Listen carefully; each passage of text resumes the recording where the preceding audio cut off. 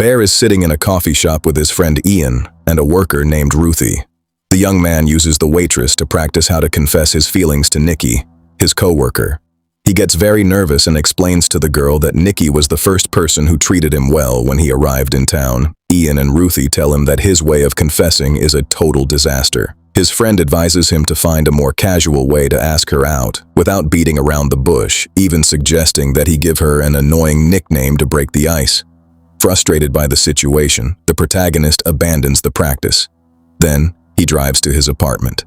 Upon entering, he walks toward the living room and finds his cat lying on the floor, dead. He discovers several open medicine bottles on the carpet and quickly realizes that the animal consumed the pills. Resigned, he puts the body in a trash bag, cleans the floor, and lies down on his bed to cry. At that moment, his phone rings. It is Nikki, who demands that he go to the bar that very night to play trivia with their group of friends. He tries to decline the invitation, but she warns him that she plans to quit her job in a couple of weeks, so he agrees to go immediately. Before reaching the bar, he stops his car in front of an antique shop to buy Nikki a gift, since she mentioned to him that she broke her necklace. Inside, he finds a small box containing a wooden branch. The shop worker explains that the object grants a wish if broken in half, but also warns him that most customers return to complain about the terrible consequences. He completely ignores the warning, pays for the item, and leaves the shop. When he arrives at the bar, he meets up with Nikki, Ian, and their friend Sarah. He tries to signal Ian to leave him alone with her, but the girl notices and starts mocking him. When she walks to the bar to order drinks, the protagonist follows her to try to confess. Just as he starts talking about his feelings, Ian appears and interrupts them to talk about work. Seconds later, Sarah also arrives and completely ruins the plan. Feeling cornered, he changes the subject and tells them that his cat died. Sarah reacts empathetically and hugs him very tightly to comfort him. When the hangout ends, everyone leaves the establishment. Nikki borrows money from Sarah, walks over to a man on the street, and hands him the cash. He watches the interaction and is fascinated by her attitude. He offers to drive her home, and she accepts. During the ride, Nikki tells him that she feels trapped in her job and is looking to experience a real love story. He pulls out the wooden branch and tries to give it to her as a gift, but she completely rejects it. The drive continues in silence until they reach her destination. As she gets out of the car, she asks him if he is attracted to Sarah. He denies it. Then she asks him directly if he likes her. The young man enters a total panic, remembers Ian's bad advice, and decides to call her by the nickname that annoys her. He denies having any romantic interest, and Nikki, upset, slams the car door and walks toward the entrance of her house. Alone in the vehicle, he takes out the wooden branch, breaks it in half, and wishes out loud for Nikki to love him more than anyone else. He starts the engine to leave, but looking up, he notices she is standing on the porch, staring blankly at him without moving. The girl walks back, completely changes her attitude, and asks him to come inside. She tells him that her father has cancer and assures him that she does not want to spend the night alone, so he decides to take her to his apartment. Crossing the threshold, she begins to sniff the place, saying it smells like him. She walks straight to the bedroom, takes off her clothes, gets into bed, and asks him to lie down next to her. He obeys and lies down. Nikki turns around, holds his face, and kisses him. Seconds later, she suddenly pulls away, lets out a scream, falls to the floor, and crawls away. She explains that she just had a panic attack, gets back into bed, and falls asleep. Frightened, the protagonist leaves the bedroom and searches for information about the branch on his computer. He reads forums where people confirm that the wishes do come true. When he returns to the room, he finds the girl sitting in the dark, demanding that he return to bed and forcing him to stay glued to her. The next morning, he gets up and walks to the kitchen. He discovers that Nikki took the cat's body out of the trash bags and placed it in the center of the room, surrounded by flowers and candles. She appears dressed for work and shows him the altar completely casually. They both leave the apartment and arrive at the music store where they work. Ian intercepts him and asks what happened last night. He tells him everything and mentions the father-in-law's illness. Ian suspects that the young woman consumed chemicals and that it altered her mind. Throughout the day, the protagonist notices that she does not stop staring at him without blinking. At the end of the day, Ian takes the girl home. The protagonist drives to his apartment and calls his friend to research the effects of the substances online. Suddenly, someone knocks on the door. Opening it, he finds Nikki, who apologizes, confesses that she mixed drinks with chemicals, and assures him that she has always felt something for him. He confesses his feelings, and they both start an official relationship.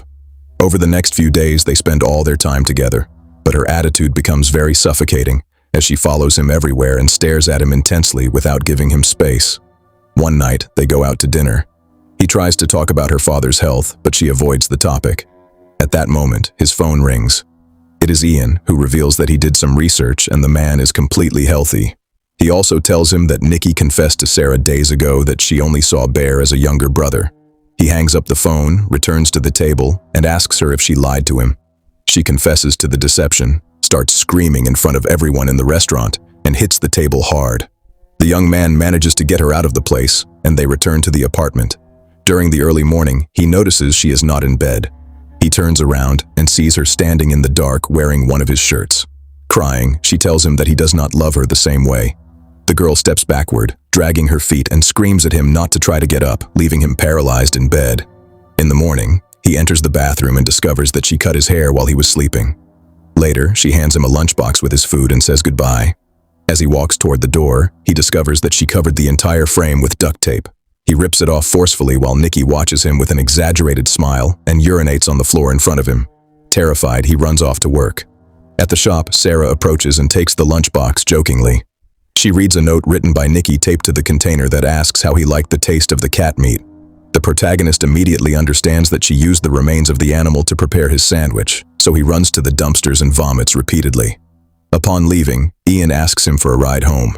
During the drive, he confronts him and warns him that the girl is not acting normally, explaining that the relationship became toxic and that he should not take advantage of her mental state. He tries to defend the situation, but his friend does not change his mind. When asking about the hangout that night, Ian replies that the invitation still stands, but forbids him from bringing her because it is a guys-only night out. Left alone in the car, he remembers the wooden branch. He pulls out the box, finds a phone number printed on the back, and decides to call. A man with a strange voice answers and clarifies that the rules are strict. The wishes are permanent, and the only way to break the effect is for the original user to die. To show him the gravity of the matter, the man transfers the call. Through the speaker, the young man hears the screams of the real Nikki, who is trapped inside her own mind, begging for help in desperation. He drives at full speed toward his apartment. He opens the door and finds her exactly in the same spot where he left her in the morning, completely filthy, covered in sweat and urine. He asks her to go take a shower, and as she enters the bathroom, he lets her know that he is heading out to the guys' hangout. Hearing this, the sound of the water stops abruptly. She begins to scream hysterically and refuses to separate. Not knowing what else to do, he gives in to the screams and decides to take her to the party. Upon arrival, the group sits down to play a game of Jenga with truth or dare challenges. Everything goes smoothly until it is the young woman's turn, and she begins telling a twisted story about Hansel and Gretel, making everyone uncomfortable. The game continues, and it is the protagonist's turn. The challenge on his block orders him to kiss the person sitting to his left, who happens to be Sarah. Before he can move, Nikki jumps up, pushes Sarah out of her chair, takes her place, and receives the kiss instead. Immediately after, she seems to regain control of her body for a few seconds. Terrified by her own actions, she grabs a glass bottle and repeatedly smashes her own face with it until she is severely injured. He restrains her, takes her out of the house, and brings her back to the apartment. Once inside, he tries to reason with her about what happened. He asks her to separate for at least one full day to calm things down, but she loses her temper instantly, bursts into tears, and swears that if he leaves her, she will take her own life right there. He gives in to the threat and agrees to sleep in another room. During the early morning, his phone lights up with a text from Sarah, who tells him she is parked outside the building and needs to talk to him urgently.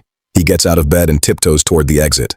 Just before opening the door, the voice of the real Nikki echoes in the darkness of the hallway, begging him to end her life once and for all because she can no longer stand being trapped. He remains silent, ignores the plea, opens the door, and goes outside. He gets into the passenger seat of Sarah's car, and she shows him her acceptance letter to a prestigious art school. After congratulating her, she takes the opportunity to confess a secret. Ian and Nikki had been in a hidden relationship for several years. After dropping the bombshell, Sarah begins flirting with him directly, hinting that the two of them would make a better couple as she leans closer to him. Out of nowhere, Nikki appears at the window and smashes the glass with a single blow. She reaches inside, grabs a heavy brick, and repeatedly strikes Sarah's face without stopping until she kills her. After the attack, she turns to the protagonist, reminds him that all of this is a direct consequence of the wish he made, and orders him to help her hide the body. Paralyzed by absolute fear, he obeys and puts the corpse in the trunk. While waiting inside the vehicle, he reads the school letter and breaks down crying, realizing that his friend achieved her dream just before dying. He starts the engine and drives straight to the antique shop. Upon arrival, he desperately begs the shopkeeper to undo the amulet. The man repeats that only one wish is allowed per person, but offers an alternative. If another person breaks a new branch and makes a wish that contradicts the original one, the effect is cancelled. He buys another box, leaves the shop, and drives in a rush to Ian's house. Once inside, he tells his friend the whole truth and begs him to wish for Nikki to return to normal. Ian listens to the story but thinks it is a bad joke. Without taking him seriously, he breaks the wood and wishes to have $1 billion. Instantly, hundreds of real bills begin raining down from the ceiling. Ian freezes as he confirms that the magic is real, while the protagonist drops to his knees on the floor, knowing his friend wasted the wish and that he lost his only chance to fix the disaster. He walks back to his apartment, completely defeated. Upon entering the living room, he discovers a horrifying scene. Sarah's naked body is sitting in one of the chairs. From the shadows, Nikki steps out wearing the deceased girl's clothes and with fake tattoos drawn on to look physically like her. Suddenly, the front door bursts open. Ian runs in trying to help after seeing the money, but the girl does not hesitate for a second. She raises a gun, aims, and shoots him directly in the head, killing him instantly. The young woman walks toward the protagonist, corners him against the furniture, and vomits on him. Then, she forces him to scream at the top of his lungs that he loves her madly. He says the exact words to try to calm her down, and taking advantage of a moment of distraction, manages to push her with all his strength to run and lock himself in the bathroom. Inside, he analyzes the situation and realizes there is no possible escape. No one else can make a wish, and she is not going to stop. He remembers the man's words on the phone. The only way to break the magical effect is for the original user to lose their life. Understanding what he must do to free her and stop the deaths, he searches the drawers, takes the bottle with the strong pills that killed his cat, and swallows them all. He waits a few minutes in silence for the chemicals to take effect. When he begins to feel very weak, he unlocks the door, steps out into the hallway, and walks straight toward Nikki. He takes her in his arms tightly and kisses her on the lips. Seconds later, his body loses its strength, and he suddenly collapses to the floor from the overdose. The exact moment his heart stops completely, the spell disappears. The real Nikki regains full control of her mind and movements. Upon opening her eyes and looking around, the girl lets out a scream of absolute terror as she realizes she is surrounded by the lifeless bodies of her best friends. Suddenly understanding all the terrible things she did against her own will,